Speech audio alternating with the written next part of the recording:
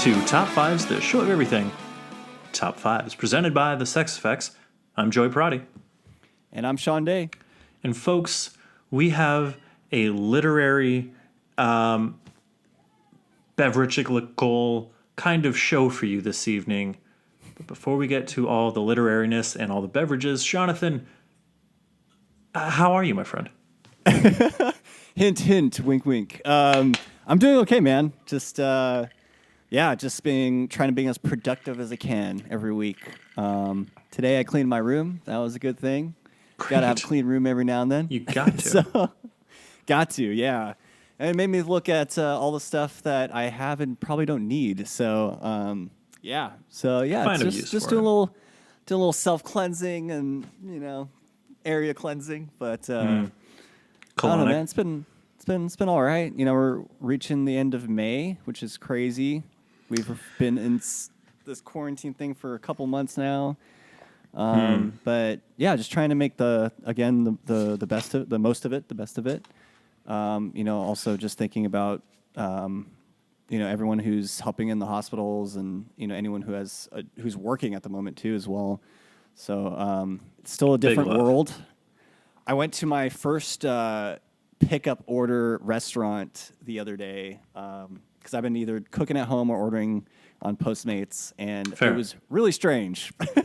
Oh, it's really strange, it's bizarre. Man. It's post-apocalyptic ghost town out there.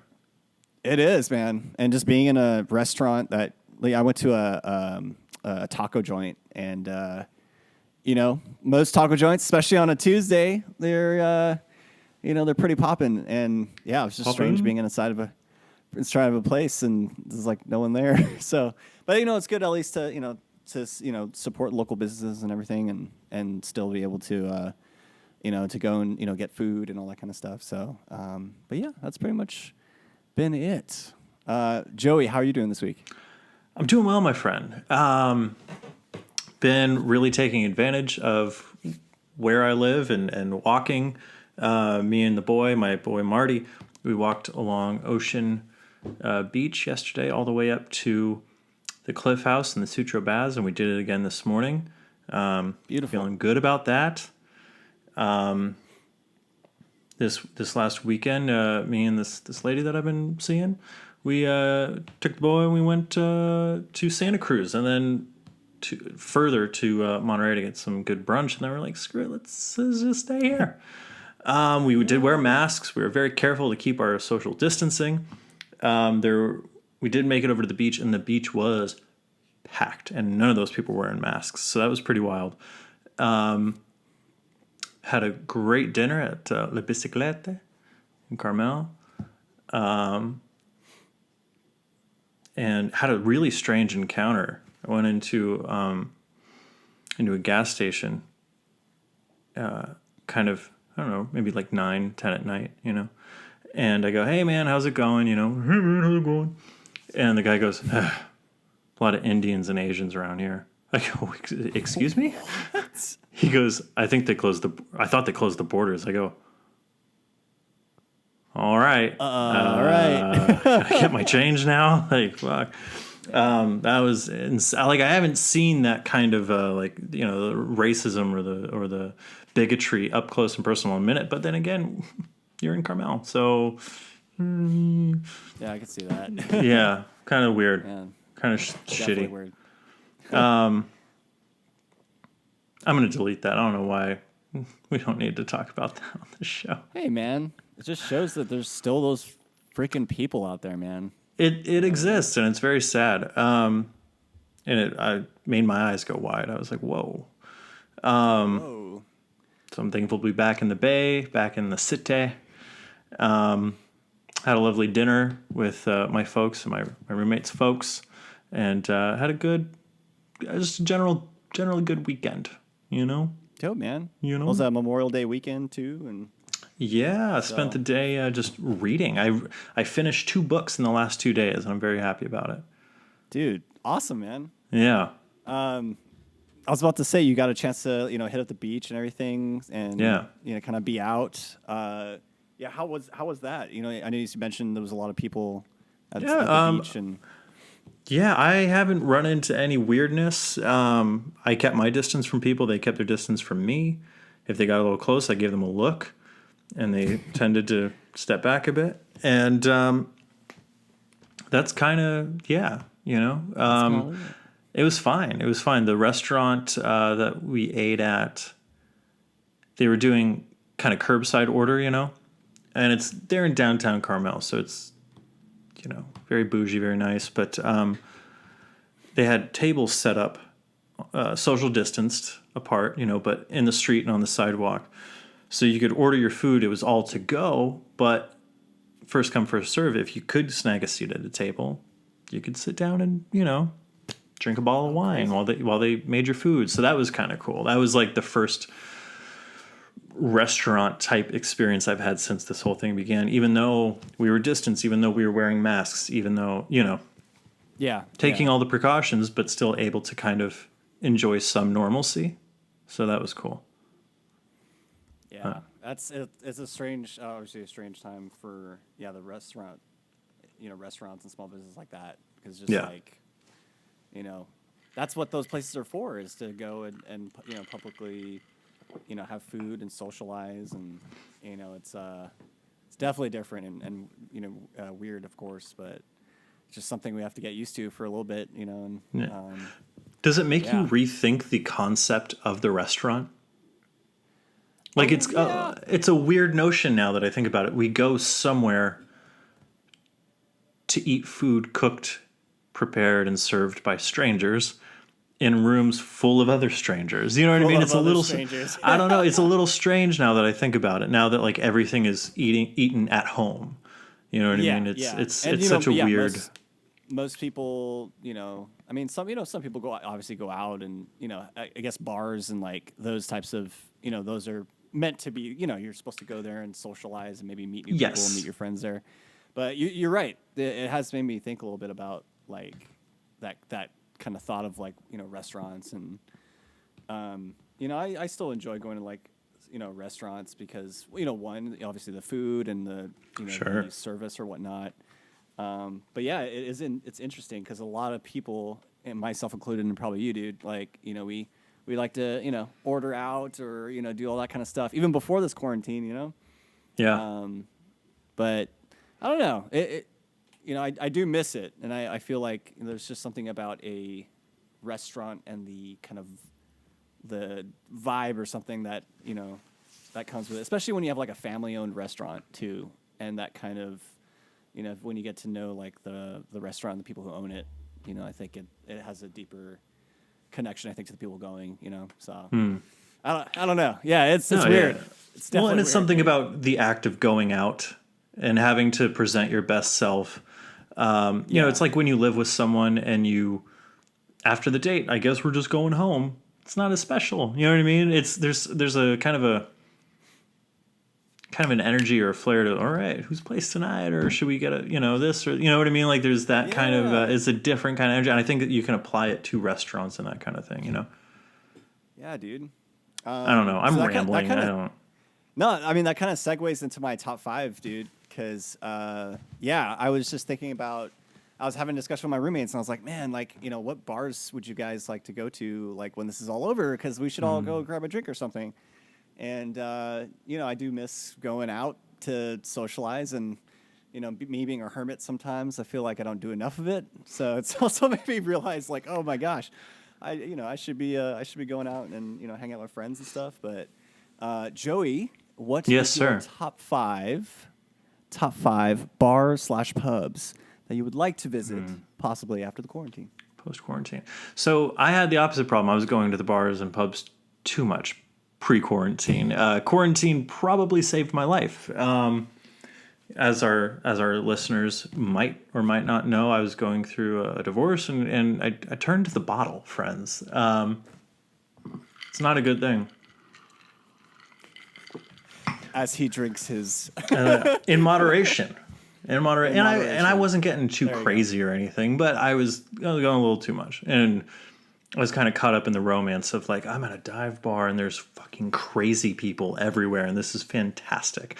I remember one night I was sitting at one of the bars, and there's this old Irish guy that I would see all the time. And he was always sitting next to me. He'd always have a shot of Fernet and a beer. And he'd go through 10 of those combos a night, Ooh. And after each one, he'd go out and he'd smoke a Marlboro 27 and come back in and do it all over again. It was just like, man. And there was one night I remember looking at it and being like, is this my life? I could do this. I could be that guy. And then he turned and he smiled at me and he had no bottom teeth. And I was like, yeah, this is the universe telling me, no, it could be. Don't let it be. I'm doing a lot better. Anyway, that's a long way of saying, like, I think about this a lot. And I do think about, like, I certainly won't go to the same extent. I was going hard. And really part of it was, like, when you get your tolerance to that level, you got to keep it there. I don't want my tolerance going, you know what I mean? Like, I wanted to keep it there. So you got to keep going hard. No, it's not good, kids. I'm here to tell you. Having said all that, Jonathan, my number 5 bar that I can't wait to visit again once this quarantine is over, the Saloon in North Beach. Oh, yeah, dude.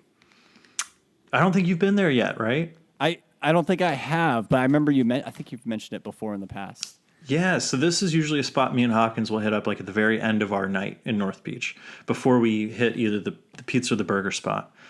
And they always have really good live music, just like professional musicians. You know what I mean? Just like they can play anything, any style of music. And it's just like everyone in there is just vibing, It's also claimed to be the oldest bar in San Francisco, which a lot of historians doubt because they claim to have survived the '06. And their story is that, no, there were all these prostitutes living on the second floor. And so the firemen in the Navy who frequented prostitutes all the time ran a hose from the bay to this thing and saved this building. And historians are like, absolutely no, that did not happen. What? First of all, the building is made of timber, so no.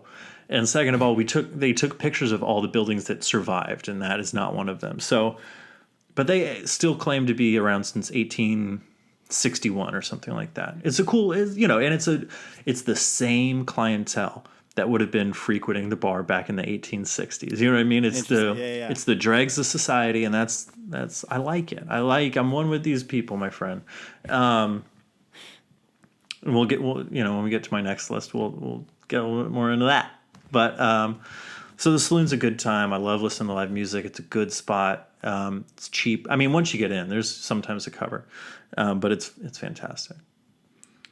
Number 4, my dive bar over on Noriega Street, Flanahan's. Flanahan's, okay. This is where, at the height of me going to the bars pre-quarantine, they were recognizing me, and they're like, Joey, right? I go, yes. She goes, you registered as an anarchist, right? I go, yes. How did I tell you that? Shit. I go, and they go, yeah, you have a beer on tap. You have one on the house. Somebody bought you a beer, but you're already gone. I was like, wow. So this is where I go for more of a quiet drink.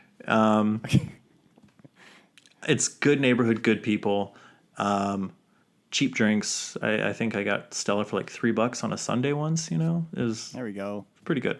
Pretty good. So Flanahan's, I can't wait to go back there. Number 3, Crown and Anchor in Monterey. I would love to sit outside and have a beer and split some chips with you, my friend. I think that would be a lot of fun. Yeah. So I can't wait for that. Crown and Anchor was our spot back in college, It was, dude. It was the spot. I've always felt like we ended up there, right? We had our little fun on Alvarado Street, and then we just somehow made our way to that bar. Yeah. And somehow miraculously always got a table, because it is packed. It gets crowded now. Yeah. But we somehow managed to always find a place to sit. It was great. Great, like number 2, my dive bar on Taravel, the Riptide. This bar is just, it's wonderful. It's got character, it's got personality, it's got live music. It's such a neighborhood type of bar. I went in there to watch a game one time, and the bartender had ordered pizzas for everybody. Just help yourself, honey. I'm like, what? I can bring Marty in there. Marty, everyone loves them. I've donated dog treats to them. Just like, all right, thanks. You guys are great. You and I've been there. Andrew introduced me to it. It's a great bar. Yeah, it burned down and it has lived to see another day. And they are open. They are doing to-go drinks. That's cool. Mm-hmm. So you get your drink. Cocktails too and stuff, or? Mm-hmm. What? Yeah, and they wrap them in cellophane, and then you take the cellophane off, and you start drinking your drink right out there on the street. It's wonderful. I'm just kidding. Cool. No, you walk to Ocean Highway, and because that's closed and everyone's walking, and then you do it there. Number one, I'm going to go Joe's of Westlake. I know this is kind of a cheat because it's not a bar, but they do have a bar, and I miss their bar. Their bar is my happy place. Joe's of Westlake is my happy place, but specifically, I love sitting in the bar. I love the music, the conversation, the decor, the style. It feels very old, old town San Francisco, old Italian. It's my paisan. I love it. I just feel very at home there. And if I can sit at the bar and have a burger and a Stella and a Jameson, I'm happy and I'm good. And there's really, if I'm solo, if I'm by myself, I can't think of a better way to like take myself out and have like a nice time. You know what I mean? Yeah. So Joe's of Westlake, there you go. Dude, Joe's. Great food there, man, too. Fantastic food. Their burgers are so good. Man, yeah, there's a lot of those, especially the Crown and Anchor. I actually do have that on my list because of that reason too, man. Fantastic. But I'm gonna go down my list, starting with 5.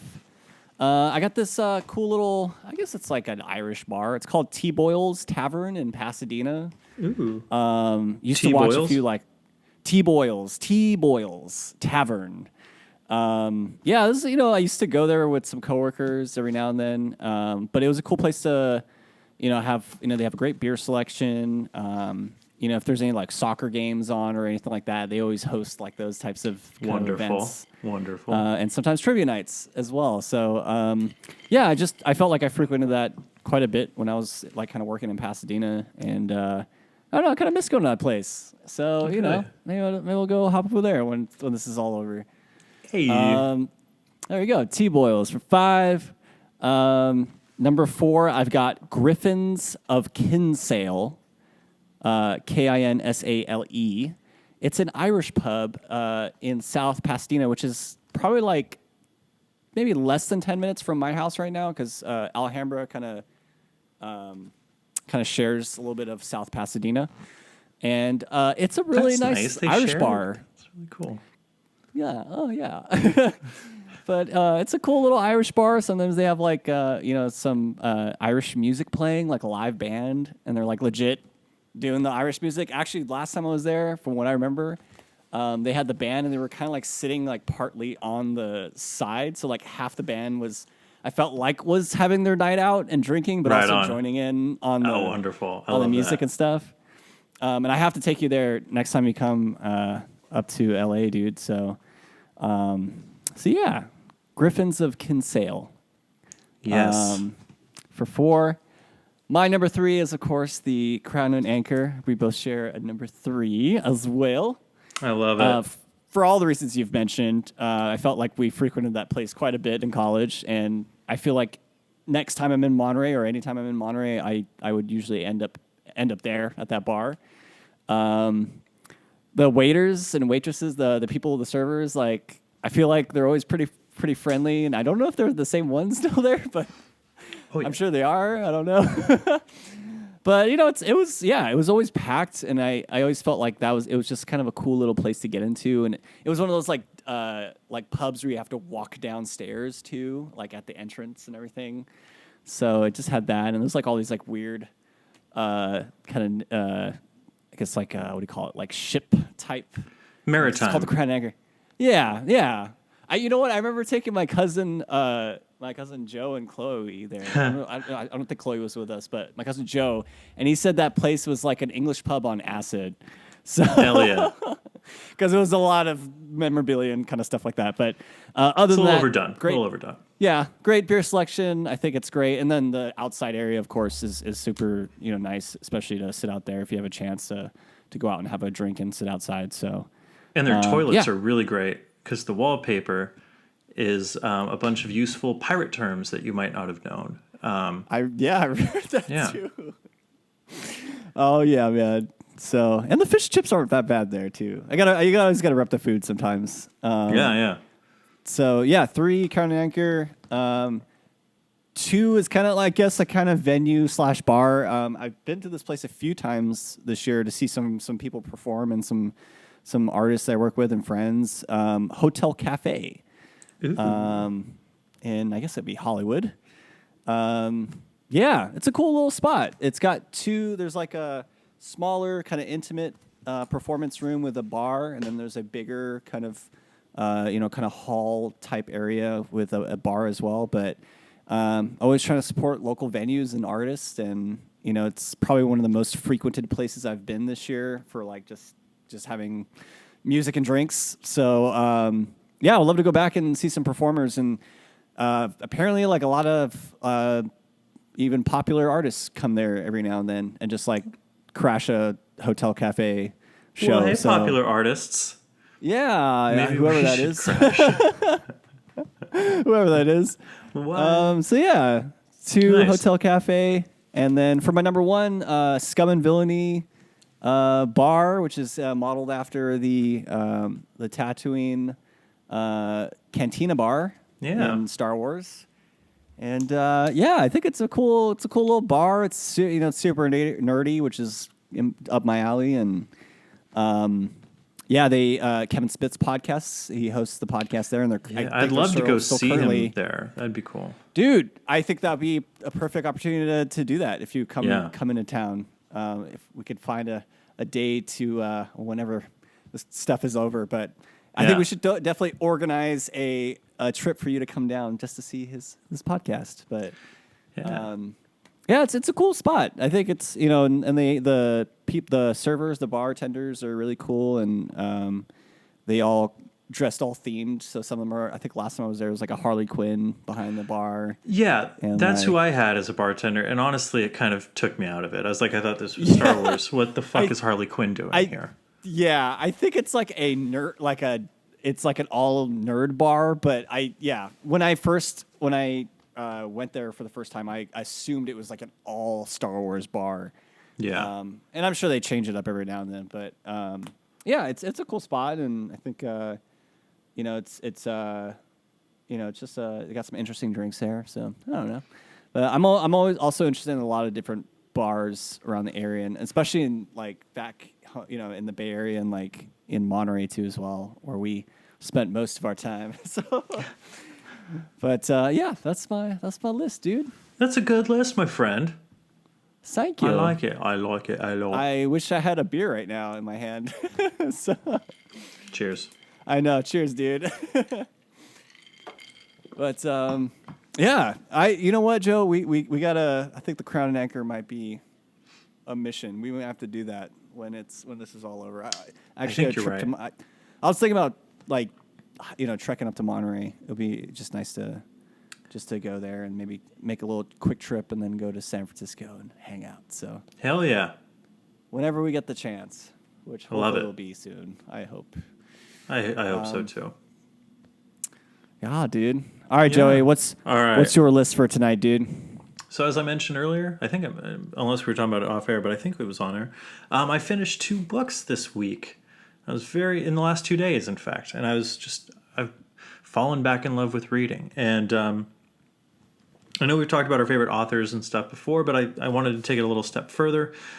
What are your top 5 favorite authors? And along with that, your favorite work from that author. So it doesn't have to be a novel necessarily. It can be, a short story that they've written, or a novella, or a screenplay, or anything, really. The floor is yours. All right. I am so bad at this. I should be a better reader. So hey, kids, read your books.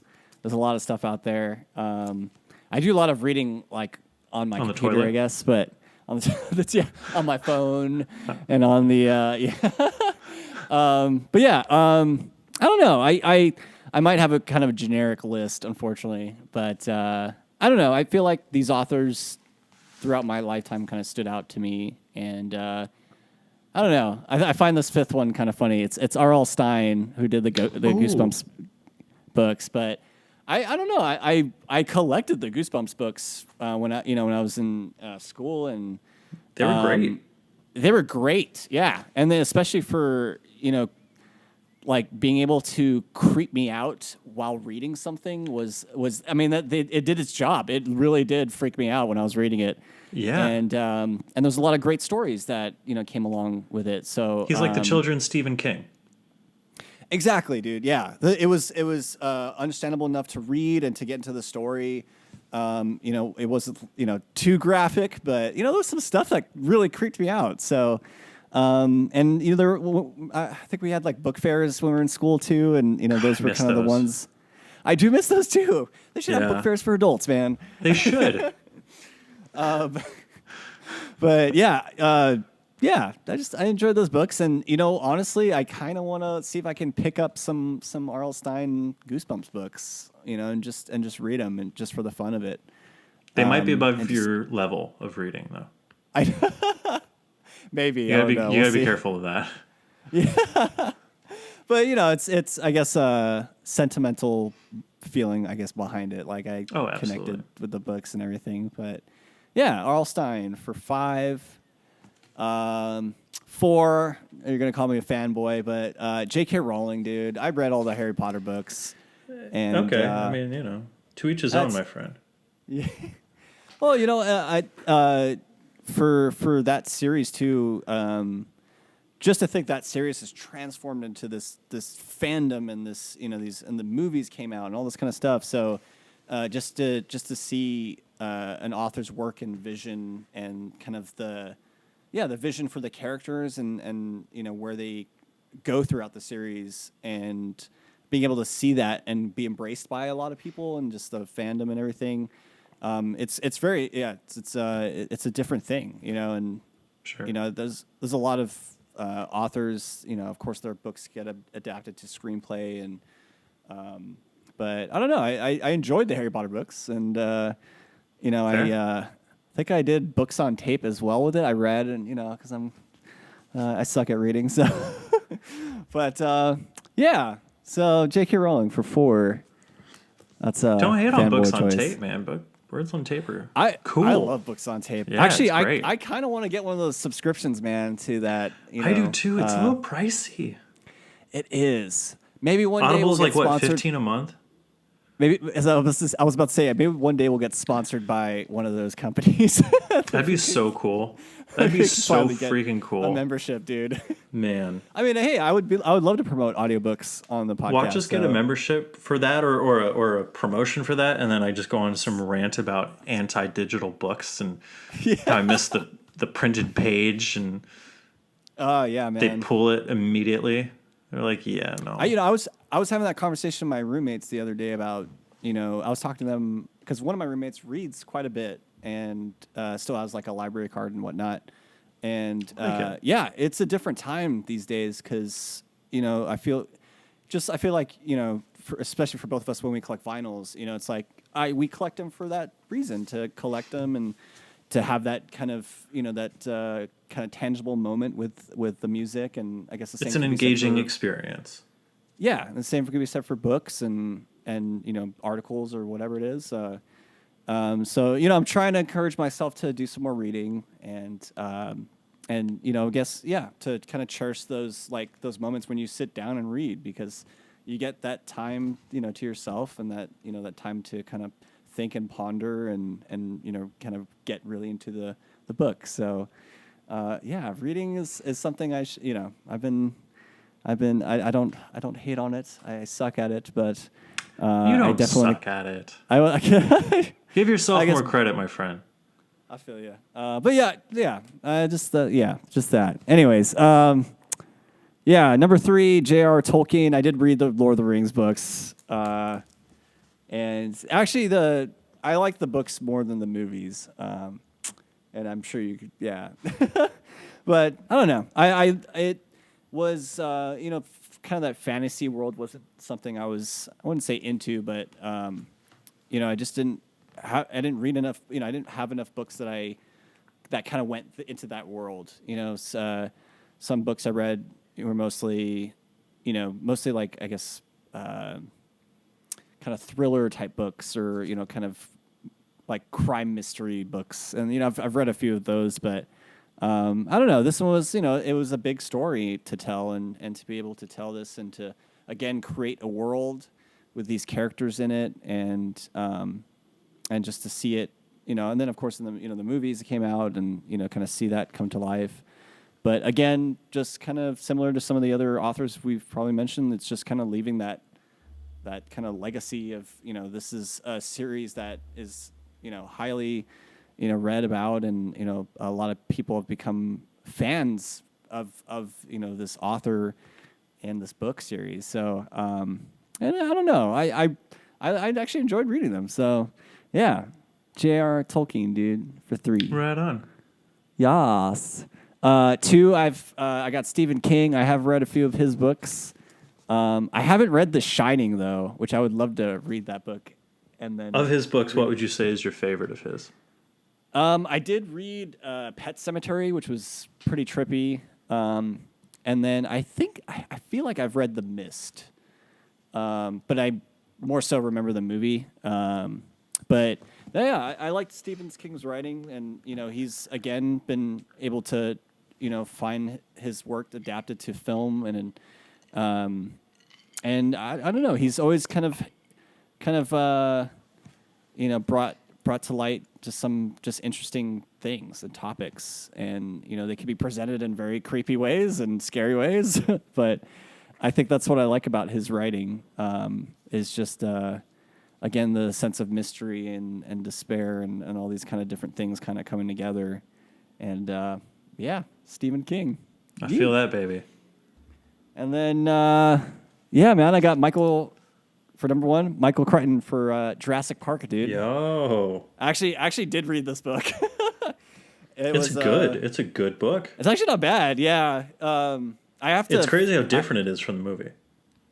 Yeah, and you know what? I kind of want to. I don't have it on hand, but I believe I borrowed it from a book from the library. But I would love to read that series again, and just especially like Jurassic. I mean, Jurassic Park is it's one of my favorite movies. It's a good thriller movie, but being able Wonderful to movie. yeah, and then being able to dissect it from from his writing, and really get into the kind of concept of what this this book is. It was really interesting, and I was just I didn't realize he also wrote, I think it's at Westworld. I think he did write a book. I think Westworld. He also directed the movie, if I'm not mistaken. I think so too. Yeah. So I did not know. I mean, I know I've been watching the Westworld show, but I didn't know he was the original creator of Westworld, the story. And then of course they adapted it to a film, obviously, and then the current show that's out right now. So, but yeah, man, those are my authors. I have a generic list, but It's a good list. I kind of want to pick up some more books, and I actually have an honorable mention. This book my roommate gave me. It's called Wherever You Go, There You Are, by John Kabat-Zinn, and it's actually about meditation.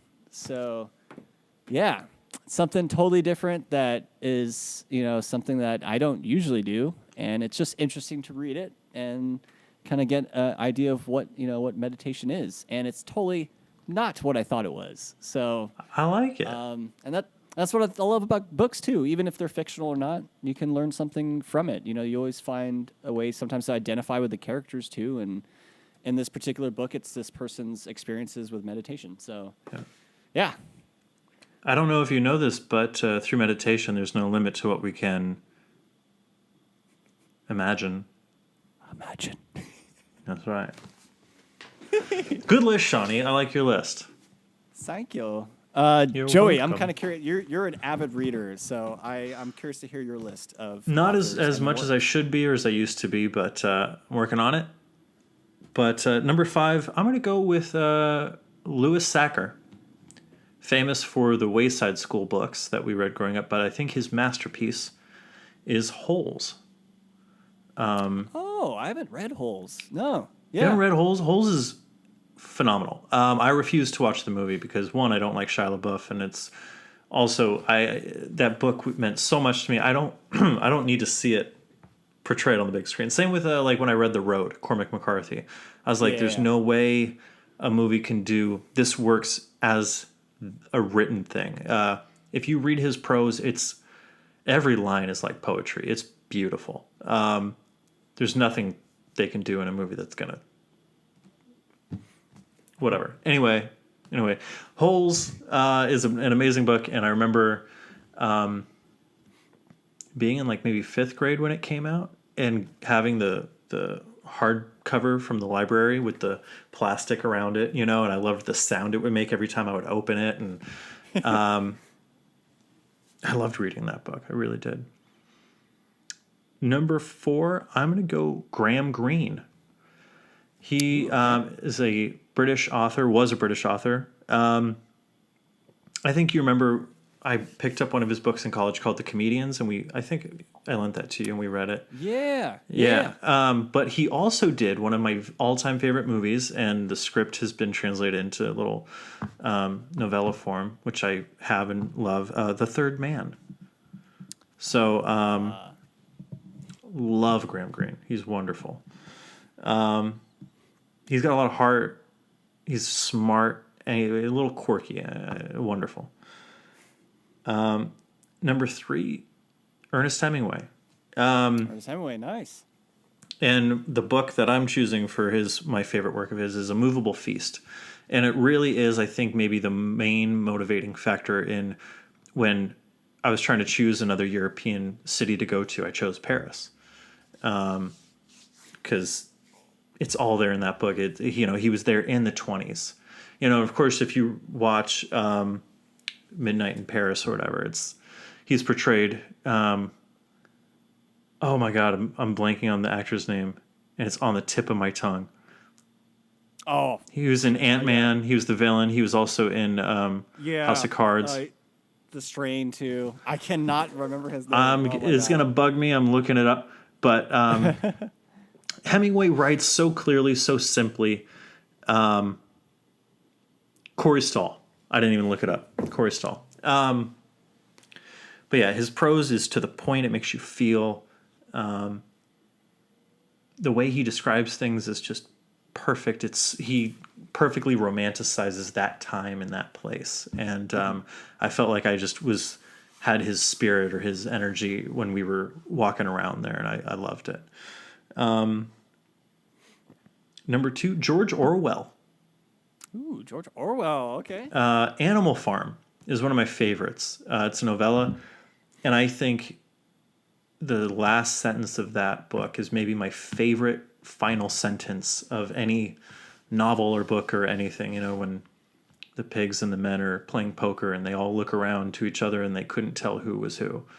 It's like that. You just perfectly summed up, what this whole thing is about, and is why I don't trust politicians and, anarchy. Anarchy. It's probably not the point of Animal Farm, but you get where I'm going with that.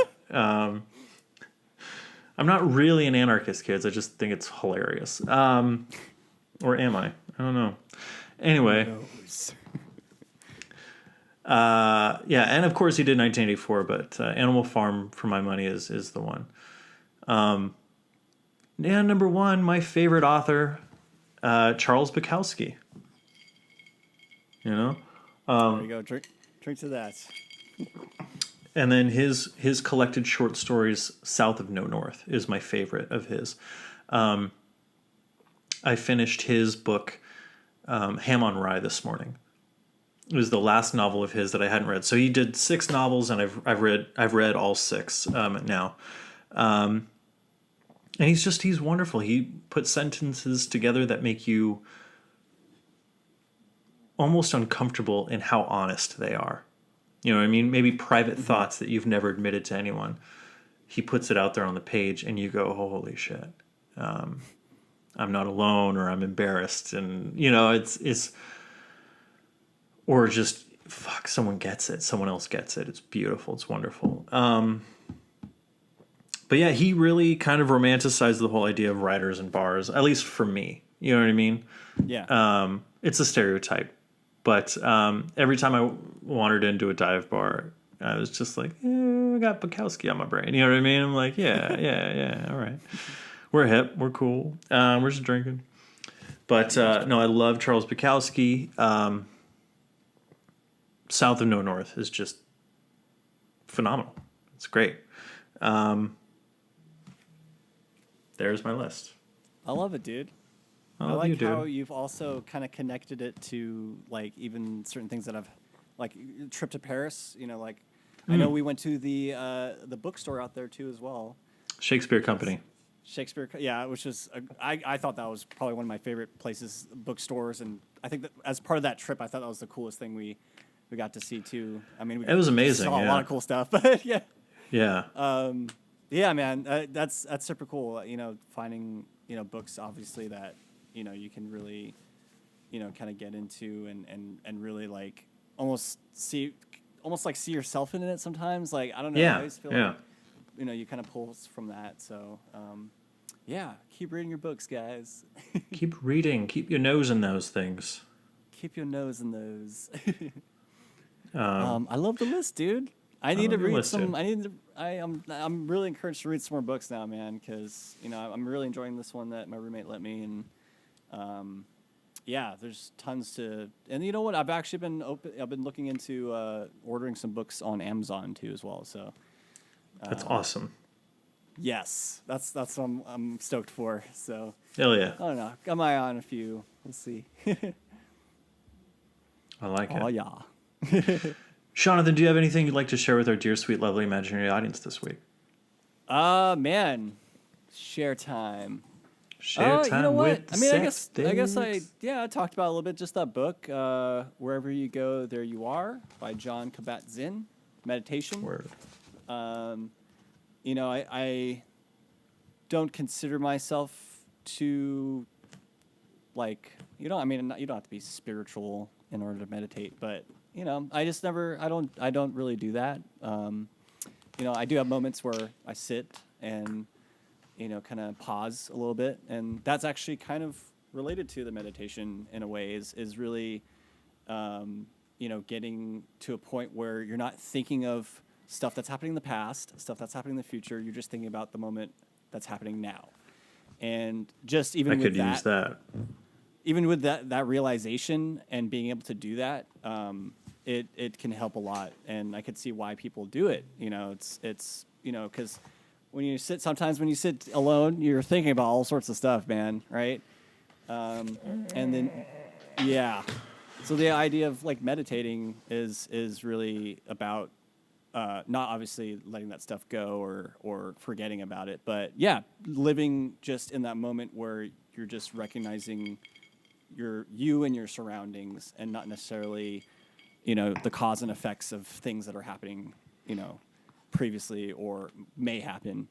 So it's for me, I think it's good because it's just like, hey, maybe I should be doing something like this, or at least having a moment in my day to just not think of anything else and just be there, and right. I think sometimes that might be good, just to kind of reset a little bit, and then maybe some thoughts that I'll have later might be a little more clear. So I don't know, just trying to read something different, and I'm enjoying it, and it's getting me to read, which is great. So man, that's pretty much it. And then we shouted out Sherman's podcast.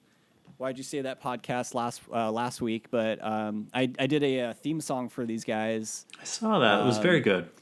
Yeah, it was actually really fun, and Sherman's reaction was great because he was just like, "Dude, this is awesome," and he actually hit me up and asked for some advice for podcasting. So I talked about our top fives podcast and how we've kind of been able to do it year by year, and just kind of the things we've kind of put together as we've learned how to do the podcast. And honestly, it's great because we've learned so much just doing this week to week, and and it's great again to support your local podcasts. And Sherman's a good friend of ours from high school, and he has his podcast too. So I've been trying to listen to their podcast as well and support them, and they've shouted us out a few times, so I just wanted to say thank you to those guys. Thank you, guys. It's awesome. Yeah. I'm stoked. I'm real stoked. Yeah. If my unsolicited advice for anyone hoping to do a podcast, just hook. We tried. We had 4, 5, 6, 7 false starts of us recording, not knowing what we were going to talk about, just rambling on for 2-3 hours, being like, "This is a mess." And it wasn't until we had the hook of top 5. Oh, and I've got some of them on my end, my friend. Some of them too. Yeah, once we found the hook of like, okay, we'll choose a list of 5 every week, like then it started to take form. And I think structure, I think creatives, or some creative people think structure is a hindrance or will put you into a box. And I think having boundaries, having structure fuels creativity because when to cross the line or where to cross the line. If there is no lines, what do you cross? You're not doing nothing. That's definitely my take on it. That's definitely great advice for any of our listeners, our imaginary audience who's listening. Yeah. If you guys are doing a podcast or are about to start one, that's probably the best advice we can give. And I kind of gave something similar to Sherman as far as his podcast, and I think actually that'd be kind of something we should do maybe this week. We should highlight some other podcasters, or if anyone who's listening to us is a podcaster, reach out to us, and we'll try to keep the support going for all y'alls. But dude, that's pretty much my share for this week, dude. So love it. How about you, brother?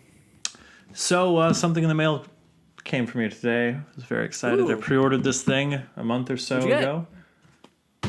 The Criterion Collection's latest release, Scorsese Shorts. Ooh, cool. So this has Italian American, his documentary about his family. American Boy, the little documentary about something Prince. I'm blanking on the guy's name, but he is the gun salesman in Taxi Driver. It has his short film, The Big Shave. His short film, It's Not Just You, Murray. And his short film, What's a Nice Girl Like You Doing in a Place Like This? And there's a beautiful booklet, of course, as Criterion does. Just, wonderful. It has his storyboards that he drew when he was like 9. Whoa, Scorsese has been a filmmaker before he had his hands on camera. Yeah. Yeah. And my favorite part of this whole collection is on the inside cover are the recipe for his mom's sauce and her meatballs. So cool. It's a wonderful set. The disc is in my player right now. I watched The Big Shave. I'm going to watch the documentaries tonight. I've been wanting to see American Boy. I've seen snippets of it for years, and I've never been able to get my hands on the actual thing. So I'm so excited to watch that tonight. That's going to be my nightly viewing. And nice. Cool, dude. Yeah. Wow. Excited. I like that. Have a little movie night. Criterion Spine number 1030. Hey. So Joey, is that like a subscription you're doing for the Criterion, or is that just something you ordered, or? Yeah, Criterions are a little pricey. So the ones I really want, I shell out for. I do have the Criterion channel, which sadly I underutilize, but I was a charter member, so I got $1 off lifetime. If I ever cancel my membership, I'm gonna have to pay that full $10, but right now I only pay the $9. So I got you. Yeah, it might be on there. I don't know, but I always want the discs. Criterions are the only ones where I still buy the discs. I've switched over to digital media, unfortunately. Yeah, I like the because it seems like they put a lot into the packaging and Oh yeah, the whole thing is a work of art. Yeah, fantastic. Cool, dude. Awesome. All right. Cool movies. Jonathan, where can we find more of your work on the internet this week, my friend? You can find me on Instagram at SeanDayMusic. Website, SeanDayMusic.net. Joey, where can we find you on the interwebs? You can check me out on Twitter at Joey Prowdy and on my website, joeyproudyscripts.com. You can check out the show at Top 5 Pod. That's TOPFIVE5POD on Instagram, on Twitter at gmail.com, and on Facebook at Top 5 Podcast. We are on Apple Music, Google Play, and SoundCloud, so please give us a like, give us a listen, give us a follow, give us your love, and give us something. Or we will give you something delicious in return. Yes, we will. Yes, we will. Until next time, I'm Joey Parati. And I'm Sean Day. Thanks for listening.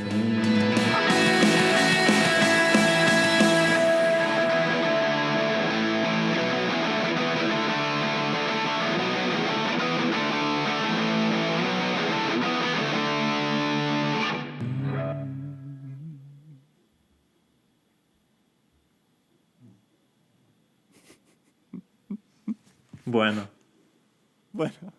Bueno.